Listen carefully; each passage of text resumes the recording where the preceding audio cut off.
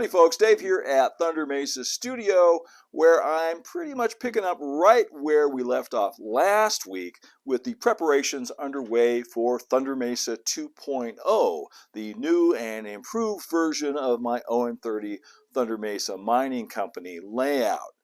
Working my way from this side of the layout over to that side of the layout. Last week, we broke down the old staging yard and removed the Calico section and pushed it out so it could be sort of its own freestanding mini layout. And I want to continue on now with that, with the Calico section here. The town of Calico itself, I'm going to start breaking all of this down. Now don't worry, Calico will return in the new and improved version of the layout. There will be a Calico town, so I want to preserve as much of this as I possibly can, though we're not going to be reusing, this particular piece of benchwork.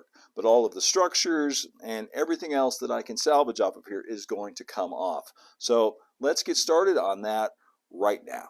I think I'm going to start by removing everything that isn't glued down, which fortunately is most of this stuff. Let's start with these cardboard mock-ups. Get those off of here. The saloon mock-up actually has a speaker built into the back of it, and that was in anticipation of the actual Calico saloon model that I will still be building, and it will still have sound effects. This speaker connected to a ITT sound module of like a honky-tonk saloon soundtrack, so I'll be reusing all that. The other structures are not glued down either, but they do have lights in them. So I need to disconnect them all from the 9-volt DC wiring bus down here. That's a pretty simple matter. I think I can just pull the depot up right straight up off of here. Yep. And the water tower, that's easy. The Birdcage Theater, which was built for me by my friend Jake Johnson. Beautiful job on this. I want to save these trees also. And that's fairly easy. They are just put into the layout with these needles on the bottom, or pins. And I could just stick that into a piece of foam and store them upright just like that. Cordelia's place. The assay office here. I built a little box inside here to create some lighting baffles. So the lights are not actually installed in the structure itself. They just come up from underneath inside this little box. I'll be salvaging all of that too. These are some 3mm LEDs. And the Butterfield Stage Station. This is one of my favorite structures on the entire layout. Just vacuum up some of this loose ground cover. Now, everything else here is glued down, including the Maggie mine. And I built all of these retaining walls and all the boardwalks and everything in place. You could judge for yourself whether that was a mistake or not. But what I'm going to try to do is I'm going to wet all of this down here around the bottom, because this was all, glued in place with water-soluble PVA. So if I can soak this really good, I might be able to pop a lot of this right off of here without, too much trauma to the models themselves. Get these two while I'm at it, these extended platforms. Oh, that came off pretty well. Let's see about this one.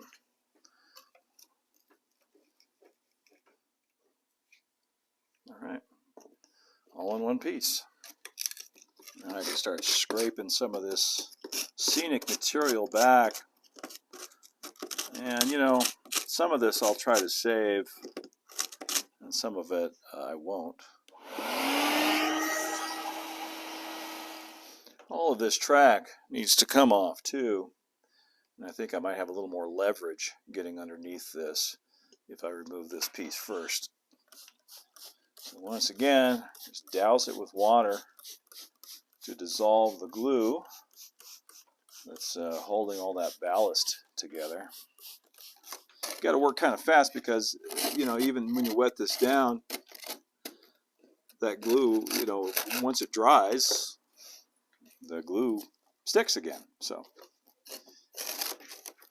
kind of a race against time a little bit. And there's a spike there. And if you don't remember where the spikes were, you'll definitely find them during this process. There's one right there. It doesn't want to come out. There. Okay. I'll wash the rest of this ballast off back in my utility sink. You know, the worst case scenario is I can't get it off of here. I could get it up here.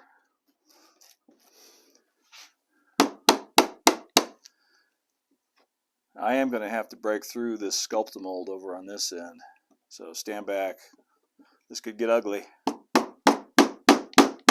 This thing is on a base that's MDF.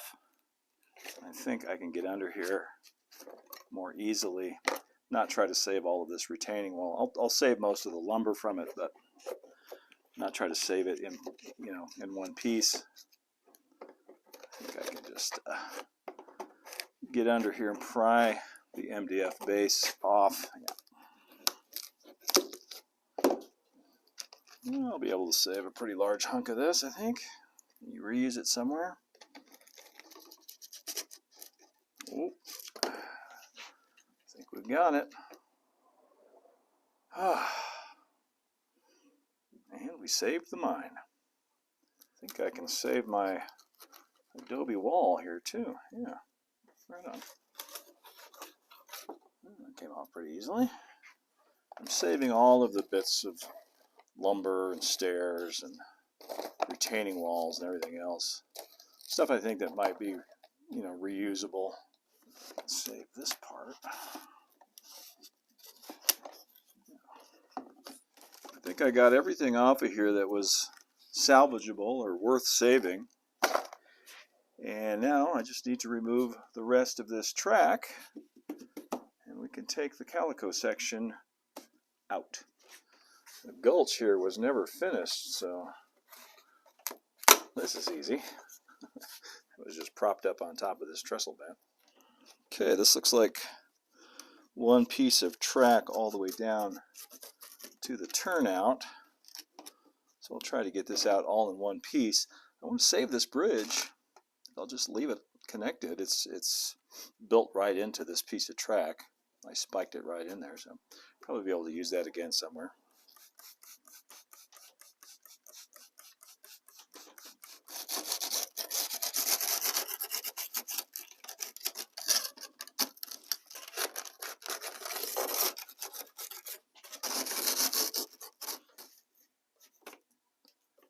Ta-da! I like to use these HO scale caboose ground throws for my turnouts. I put them on extended ties that come out from the stock Pico turnout ties. I'm not going to try to save those ties, but I do want to save this ground throw.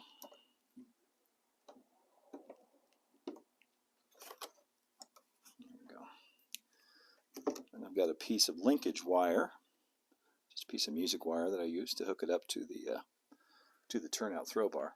And I try to never solder the rail joints on turnouts if I can at all help it. So it should be pretty easy to pop them out of here. This wire goes down to the Tam Valley Depot frog juicer, so I'm going to need to disconnect that. And this frog juicer is set back into its own little cave.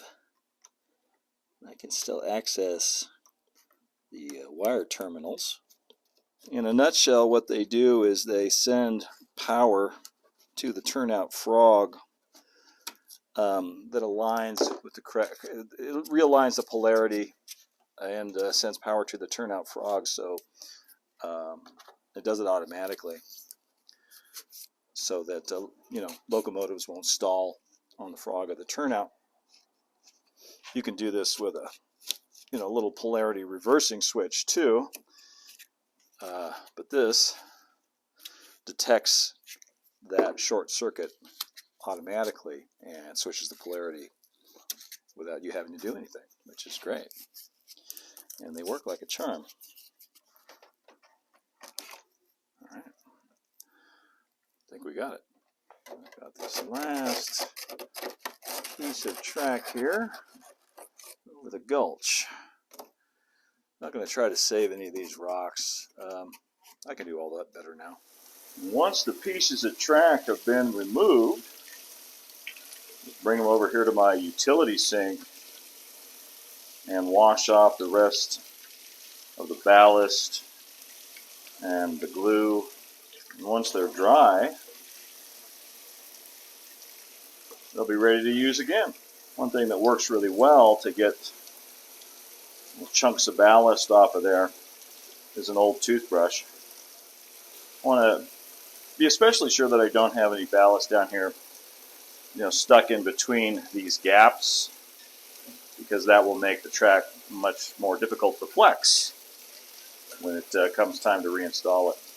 Kind of gives a whole new meaning to cleaning track, doesn't it? Got the switches and buttons out from the control panel. This one turned all the lights on for Calico, and this one controlled the sound in the saloon. Got those out of here. Now I can rather unceremoniously yank the rest of the wiring out. And this is the DCC wiring bus. Undo that. This is the 9-volt DC transformer that brought power for the structure lighting. Be sure to save that. Be using that again. I'm going to pull this fascia off of here. See if there's any of this lumber I want to save.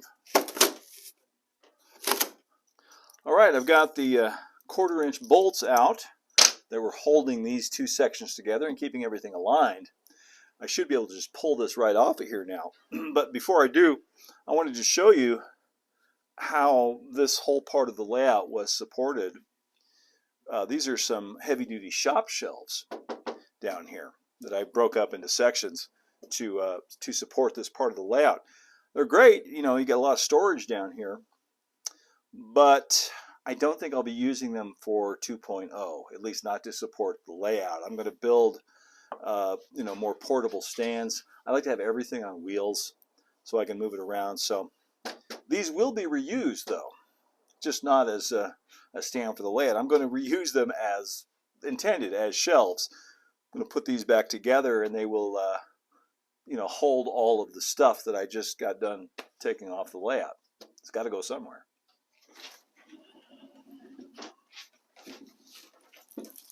Now that I've got this off of here, I can decide, which parts I want to save and which parts are going to end up in the dumpster. There's a lot of good lumber here. Well, that actually all went a lot quicker than I thought it would. Turns out it's, a lot faster to take things apart than it is to put them together.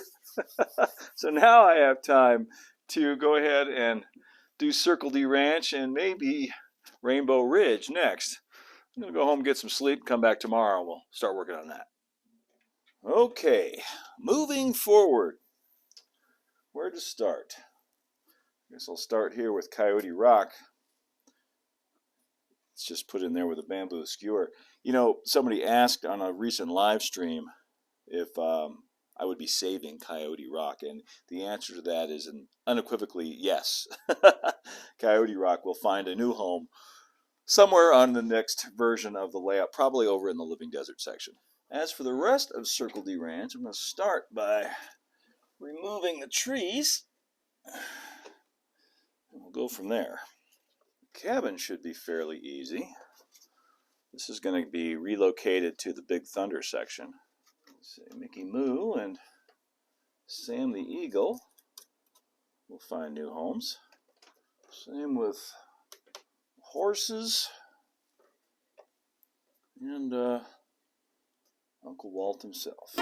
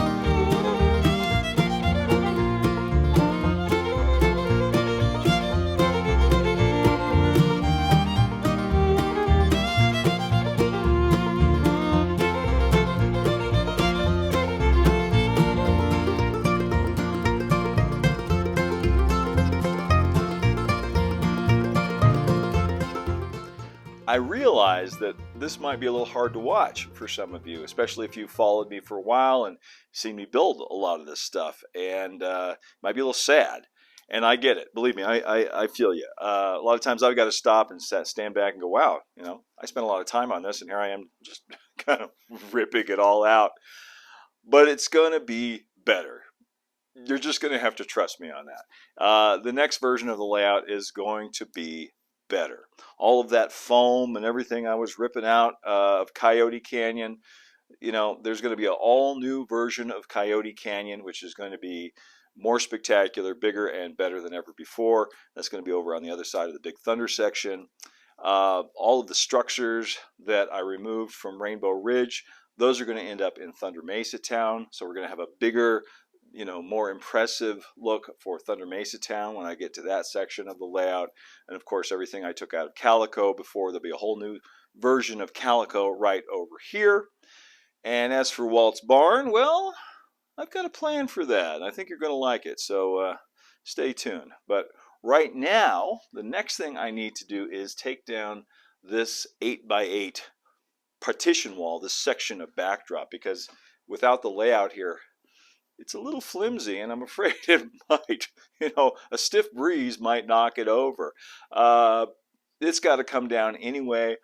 I might reuse some or part of this backdrop in the future. I haven't decided yet, but for now, it's all got to come down so I can clear out the rest of this space. So that's next. Let me just show you right up here one of the reasons this needs to come out, and it's this gap right up here. This gap has been growing larger.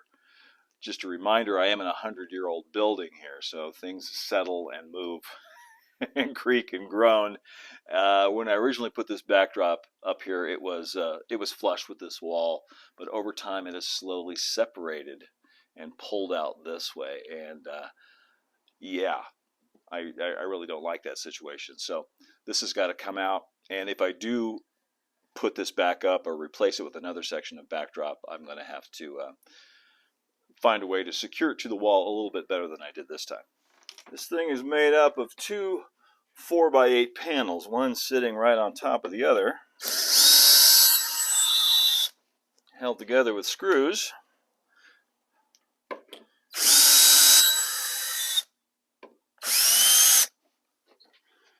My plan is to remove all of these screws first and then detach it from the wall, hopefully without dropping it onto the layout. That would really suck.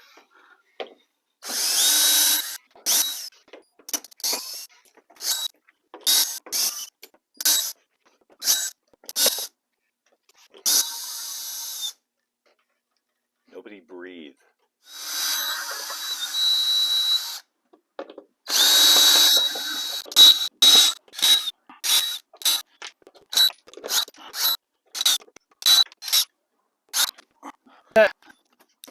Come on. There we go. Oh, wow. That was fun.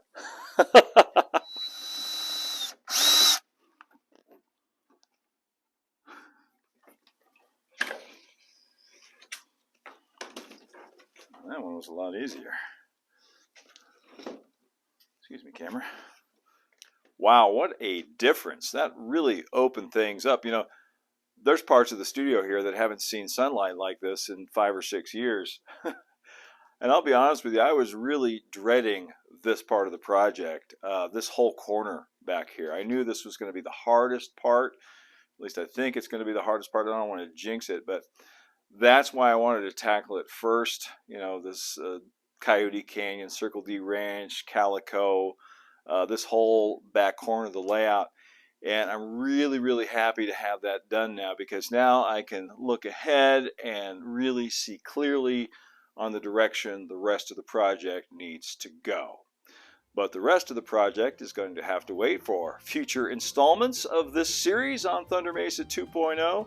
For now, I want to thank you all so much for joining me today. I hope you enjoyed the video. Please like, subscribe, share, hit that notification bell if you want to see more from Thunder Mesa Studio. And you can also follow us over on Instagram at thunder.mesa and see what's new on the Thunder Mesa Studio website at thundermesa.studio. And if you really enjoy the destruction and mayhem here at the channel and want to show your support, you can do what these great people did and go over to patreon.com/thundermesa and show your support there. Until next time, keep moving forward, my friends. Adios for now.